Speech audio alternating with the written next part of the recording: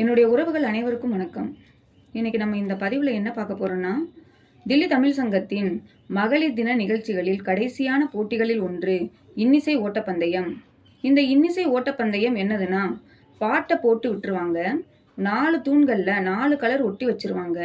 ஒரு தூணில் பச்சை கலர், இன்னொரு தூணில் சிகப்பு கலர், 3வது தூணில் நீல கலர், 4வது தூணில் சந்தன கலர், இப்படி 4 தூண்லையும் கலர் ஒட்டிடுவாங்க.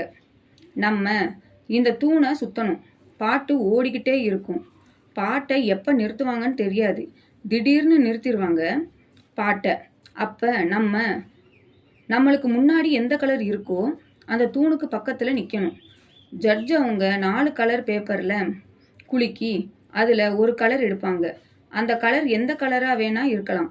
ஒருவேளை அவங்க எடுக்கிற கலர் இப்போ பச்சை கலராக இருக்குதுன்னு வச்சுக்கோங்க. பச்சை அப்படின்னு சொல்லுவாங்க, இல்லைனா க்ரீன்னு சொல்லுவாங்க. அப்போ க்ரீன் கலருக்கு பக்கத்தில் யார் இருக்காங்களோ அவங்க அத்தனை பேரும் வெளியே போயிடணும்.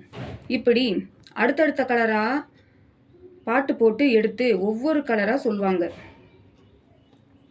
அவங்க கலர் சொல்ல சொல்ல அந்த கலர் யாருக்கு வருதோ அவங்க வெளியே போயிட்டே இருப்பாங்க. கடைசியாக 4 பேரை தேர்ந்தெடுப்பாங்க. அந்த 4 பேரில் கடைசி வரைக்கும் யார் வராங்களோ அவங்களுக்கு தான் முதல் பரிசு, 2ஆம் பரிசு, 3ஆம் பரிசு, ஆறுதல் பரிசுன்னு 4 பரிசு கிடைக்கும். இந்த இன்னிசை ஓட்டப்பந்தயம் சுவாரஸ்யமாக இருக்கும். இதில் யாருக்கு அதிர்ஷ்டம் இருக்கோ தொடர்ந்து முயற்சி பண்ணுறவங்க ஜெயிப்பாங்க. இதிலிருந்து ஒன்று கற்றுக்கலாம். வாழ்க்கையில் நம்ம ஓடிக்கிட்டே இருக்கணும். நடுவில் எந்த பிரச்சனை வந்தாலும் சமாளிச்சுட்டு போனால் வாழ்க்கையில் வெற்றி நிச்சயம் என்பதை இந்த போட்டியிலேருந்து கற்றுக்கலாம். நன்றி.